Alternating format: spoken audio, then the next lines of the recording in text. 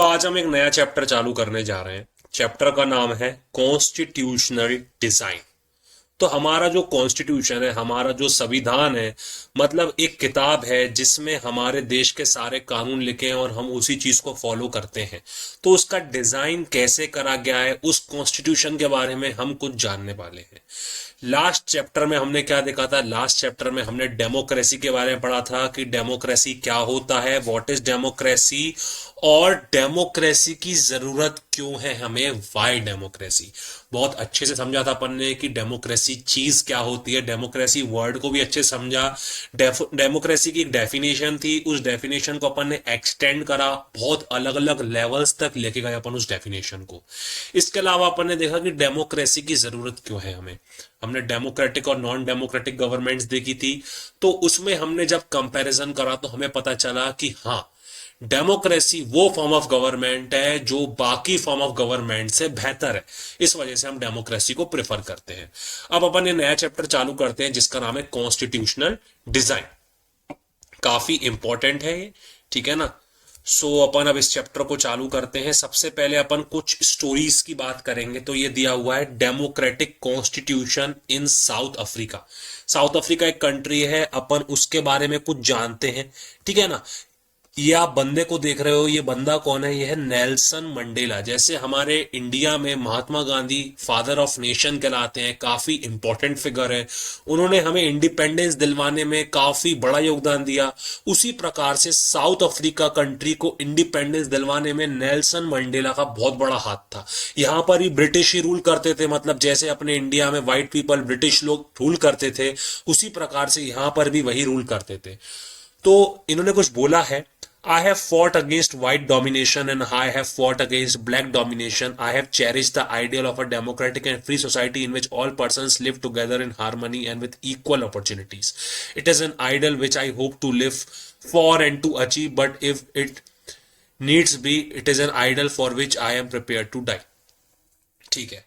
अब ये था कौन ये बंदा? ये था Nelson Mandela, being tried for treason by the white south African government. देखो क्या है, जब साउथ अफ्रीका को इंडिपेंडेंस मिला था, उसके पहले क्या था, यहां पर व्हाइट लोग रूल करा करते थे।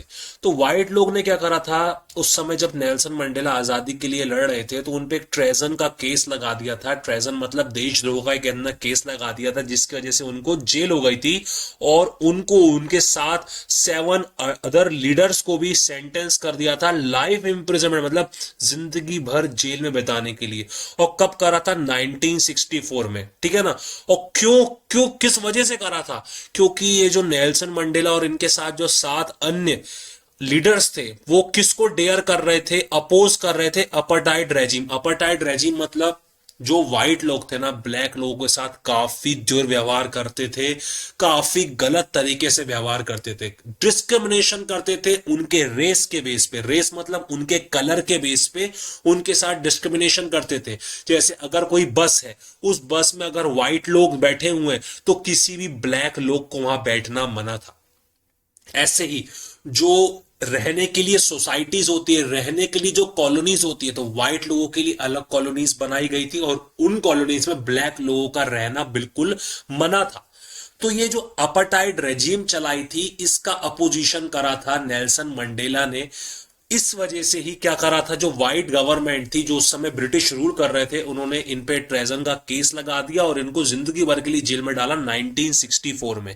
तो उन्होंने अपने अगले 28 साल तक जेल में गुजारे थे। उसके बाद क्या हुआ, साउथ अफ्रीका को इंडिपेंडेंस मिल गया, ठीक है ना। अब स्ट्रगल अगेंस्ट अपार्टाइड, मतलब ये जो इतना खराब सिस्टम चल रहा था, अपार्टाइड मतलब जो रेशियल डिस्क्रिमिनेशन चल रहा था साउथ अफ्रीका में, उसके खिलाफ कैसा स्ट्रगल करा है साउथ अफ्रीका के लोगों ने, कैसा स्ट्रगल करा है नेल्सन मंडेला ने। So the white Europeans impose this system on south Africa. During the 17th and 18th centuries, the trading companies from Europe occupied it with arms and force in a way they occupied India. तो जैसे India को occupy करा था, company बन के आए थे trade के बहाने की हम करेंगे ट्रेड। यहां पर उन्होंने देखा ट्रेड का अपॉर्चुनिटी, ट्रेड करा, बट उसके साथ साथ उन्होंने रूल करना भी चालू कर दिया। बट इंडिया में देखा जाए तो क्या था, इंडिया में व्हाइट लोग सेटल नहीं हुए थे। मतलब इंडिया में व्हाइट लोग रूल करते थे पर वापस अपने देश चले जाते थे। बट साउथ अफ्रीका में क्या हुआ, इन्होंने अपनी खुद की कॉलोनीज बना ली। कॉलोनीज मतलब अपन नॉर्मली है ना कॉलोनीज बोल सकते हैं। इसके अलावा मतलब अपने लिए कुछ ऐसे इलाके एरिया बना लिए जहां पर व्हाइट लोग रहने ही लग गए, मतलब साउथ अफ्रीका में ही सेटल हो गए। आज भी देखा जाए तो साउथ अफ्रीका की पॉपुलेशन में लगभग 5 से 6% व्हाइट लोग आज भी रहते हैं, जो साउथ अफ्रीकन कहलाते हैं। तो साउथ अफ्रीका में जो व्हाइट लोग थे वो वहीं सेटल हो गए और वहीं के लोकल रूलर्स बन गए वो। तो ये सिस्टम जो था ना अपार्टाइड का, इसने क्या करा, लोगों को डिवाइड करा। ठीक है ना, किन के बेसिस पे, सबसे इंपॉर्टेंट है जो अपार्टाइड एक सिस्टम चलाया गया था साउथ अफ्रीका में व्हाइट लोगों के द्वारा। इसके तहत क्या होता था, स्किन के कलर पे, मतलब जो ब्लैक है और जो व्हाइट है उनके आधार पे उनको डिवाइड करा जाता था, लोगों को डिवाइड करा जाता था। देखा जाए ऐसा क्यों था, देखो जो नेटिव लोग थे ना साउथ अफ्रीका के वो ब्लैक थे। नेटिव मतलब जो जन्म से जो पैदा हुए थे साउथ अफ्रीका के लोग वो थे ब्लैक लोग। ठीक है ना। अब देखा जाए इसके बाद तो they made up about 3/4 of the population and they are called blacks. उनको ब्लैक्स कहा जाता था। और उस समय लगभग 75% ये थे, बाकी 25% व्हाइट लोग थे। आज भले व्हाइट लोग कम हो गए हैं, बहुत सारे वापस चले गए हैं, पर उस समय उनकी जनसंख्या ये थी कुछ। So besides these two groups there were mixed races भी थे, मतलब कुछ लोग थे जो कलर्ड भी कहलाते थे। जैसे अपन एशियन जो है ना वो ब्राउन कहलाते हैं। जैसे अपन इंडियंस की बात करें तो हम इंडियंस को लोग ब्राउन कहते हैं, मतलब मिक्स्ड कलर वाले। ठीक है ना। अब ये मिक्स्ड कलर के भी बहुत सारे लोग साउथ अफ्रीका में थे जो मेनली इंडिया से ही माइग्रेट होके इंडिया से ही ले जाए गए थे। ये इंग्लिश, ये व्हाइट लोग ही ले गए थे काम करवाने के लिए, कंस्ट्रक्शन वगैरह बिल्डिंग बनवाने के लिए, ये सब ले गए थे। अब white rulers treated all non whites at inferiors sorry, बहुत दुर्व्यवहार करते थे। इंसान तो समझते ही नहीं थे व्हाइट लोग। किसको? नॉन वाइट लोगों को। नॉन वाइट लोगों के पास कोई वोटिंग अधिकार भी नहीं था साउथ अफ्रीका में उस समय। ना कलर्ड लोगों के पास था, मतलब मात्र जो ये 25% लोग बच रहे हैं जिसमें मात्र व्हाइट लोग आते थे, इनके पास ही वोट करने का अधिकार था। ना ही कोई ब्लैक, ना ही कोई कलर्ड वोट करने के लिए एलिजिबल था। तो ये अपार्टाइड सिस्टम के थ्रू हो रहा था, जिसके बेसिस पे जो व्हाइट लोग थे वो ब्लैक लोगों से उनके सारे रिसोर्सेस को छीन लिया करते थे। The apartheid system was particularly oppressive for blacks. Black के साथ बहुत ज्यादा दुर्व्यवहार, बहुत डिस्क्रिमिनेशन करा जाता था। They were forbidden from living in white areas. मैं आपको बता चुका हूं, जहां पर सफेद लोग रहते थे वहां पर कालों का रहना बिल्कुल मना था। They could work in white areas only if they had permit. अगर उनके पास परमिशन होती तभी वो व्हाइट एरियाज में काम कर सकते थे। रहना नहीं, रह तो बिल्कुल ही नहीं सकते थे, पर काम करने के लिए परमिशन लगती थी। Trains, buses, taxis, hotels, hospitals, schools, colleges, libraries, cinema halls, theatres, beaches, swimming pools, public toilets, ये सब अलग अलग बनाए गए थे व्हाइट और ब्लैक्स के लिए। मैंने आपको बताया ना, जहां पर व्हाइट लोगों की बस है वहां पर ब्लैक चढ़ ही नहीं सकता, कुछ भी हो। मतलब दोनों के लिए अलग बनाया हुआ था। ठीक है ना। और इसी को सेग्रीगेशन बोलते थे। They could not even visit churches. जहां पर व्हाइट लोग जिन चर्चेस में प्रेयर करते थे उन चर्चेस में ब्लैक लोग प्रेयर कर ही नहीं सकते थे। Blacks could not form associations और प्रोटेस्ट अगेंस्ट टेरेबल ट्रीटमेंट। और जैसा मतलब हर जगह ही होता है, जैसे अपन देखा जाए जहां पर भी तानाशाह होता है या जहां भी राजा होता है, अपन डेमोक्रेसी में पढ़े थे। ठीक है ना। वैसे ही उस समय हो रहा था। चलो व्हाइट वाले तो कॉलोनियल रूल कर रहे थे, तो उस समय वो उनको प्रोटेस्ट नहीं करने देते। किनको? ब्लैक लोगों को प्रोटेस्ट नहीं करने देते थे। ब्लैक लोग उसे कहते थे जैसा चल रहा है वैसा चलने दो, प्रोटेस्ट करने की कोई जरूरत नहीं है वरना आपको जेल में डाल देंगे। Since 1950 the blacks, colored and Indians fought against the apartheid system. अब इस पर्टिकुलर सिस्टम के तहत 1950 से आंदोलन करना चालू कर दिया। जैसे इंडिया में बहुत सारे मूवमेंट्स हुए थे जिसकी वजह से हमारे बहुत सारे फ्रीडम फाइटर जेल भी गए थे, उनको मौत के घाट भी उतार दिया गया था। उसी प्रकार साउथ अफ्रीका में भी 1950 से ऐसा रिवॉल्यूशन, ऐसा प्रोटेस्ट, ऐसी फाइटिंग चालू हो गई। They launch protest marches and strikes. अब एक अफ्रीकन नेशनल कांग्रेस थी, जैसे हमारे इंडिया में इंडियन नेशनल कांग्रेस थी जिसका बहुत बड़ा योगदान था इंडिया को इंडिपेंडेंस दिलवाने में। उसी प्रकार से साउथ अफ्रीका में भी एक पार्टी थी अफ्रीकन नेशनल कांग्रेस, इनका भी बहुत बड़ा योगदान था। was the umbrella organization that lead the struggle against the policies of segregation। तो ये इंडिपेंडेंस पाने के लिए, ये अपार्थाइड की पॉलिसीज को खत्म करने के लिए इस पार्टी का बहुत बड़ा योगदान था, जिसका नाम है African national Congress. This included many worker unions. अब इसी जो पार्टी थी अफ्रीकन नेशनल कांग्रेस में, इसमें बहुत सारी वर्कर यूनियंस थी, कम्युनिस्ट पार्टी भी थी इसमें। Many sensitive whites also join. बहुत सारे, ऐसा तो नहीं सारे वाइट्स गंदे थे, कुछ अच्छे वाइट्स भी थे कुछ, तो उन्होंने भी इस पार्टी को ज्वाइन कर लिया और कहा कि जो अपार्थाइड का जो ये गलत इस्तेमाल हो रहा है ब्लैक के अगेंस्ट, वो बंद होना चाहिए। ऐसे कुछ वाइट लोगों ने भी इन ब्लैक्स का सपोर्ट करा, ठीक है ना। अब बहुत सारी कंट्रीज ने उस समय कहा कि ये जो अपार्थाइड रेजिम चला रहे हैं वाइट पीपल, ये गलत है, ये रेशियल है।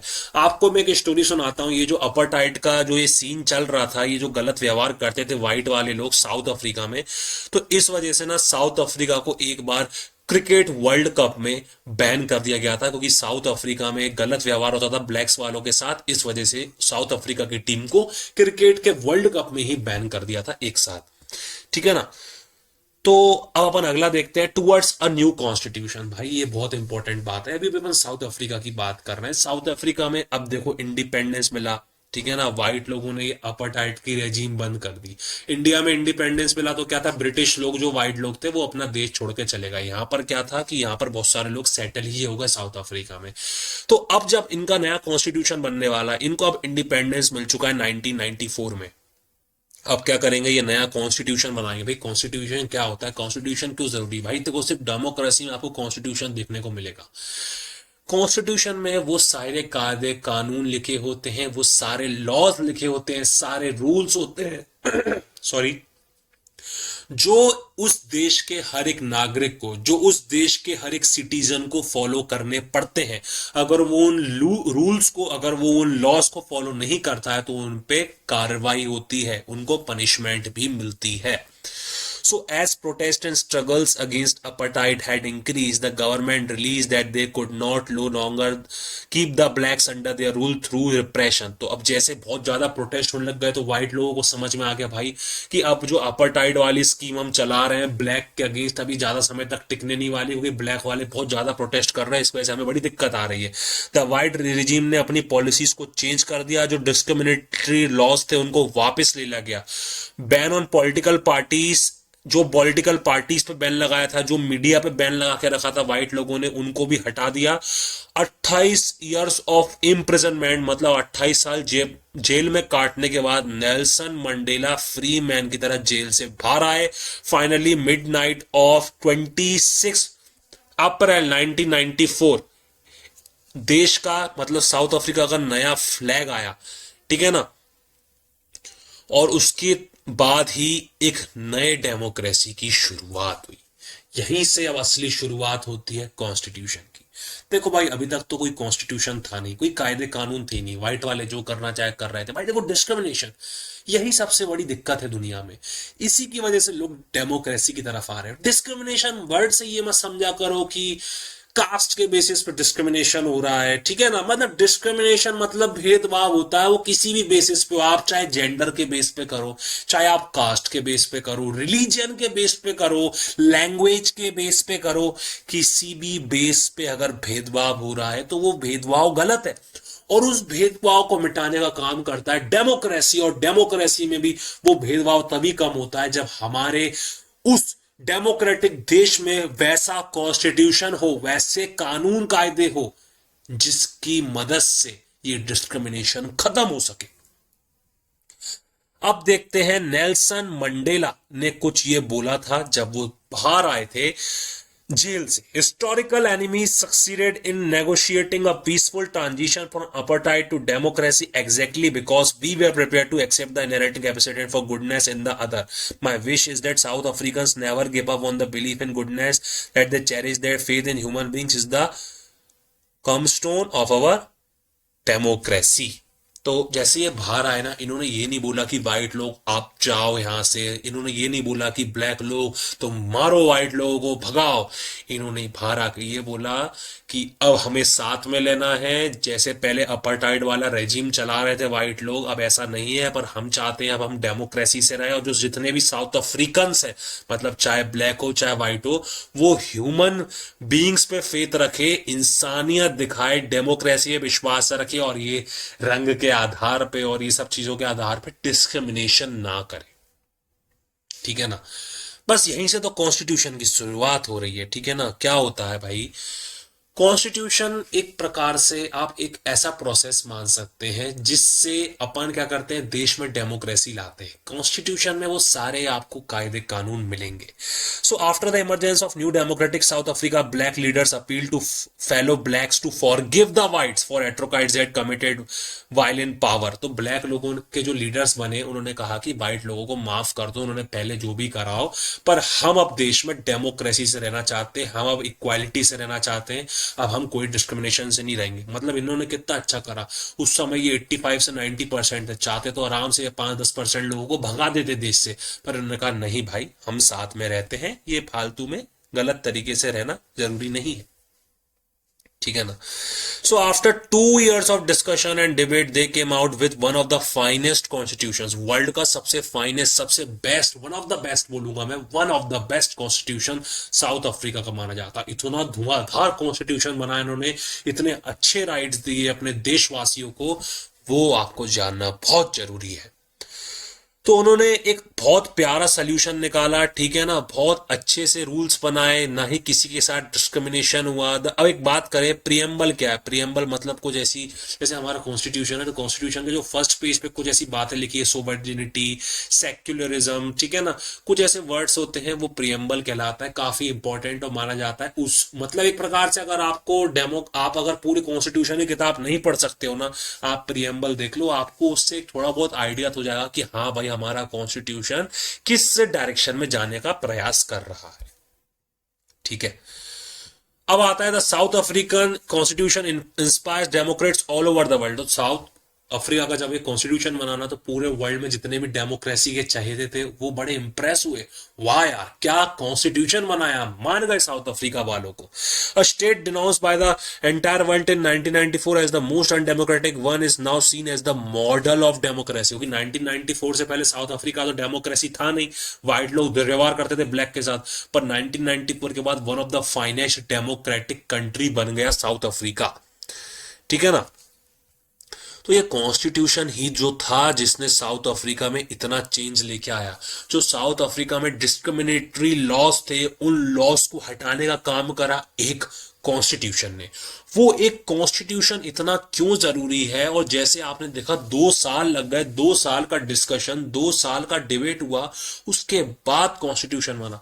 मतलब ये 2-4 दिनों की चीज नहीं है, क्योंकि इस पे बहुत सारे लोग साथ बैठते हैं, डिस्कशन करते हैं, जो डेमोक्रेसी का एक बहुत बड़ा, क्या कहते हैं अपन उसे, पॉइंट है।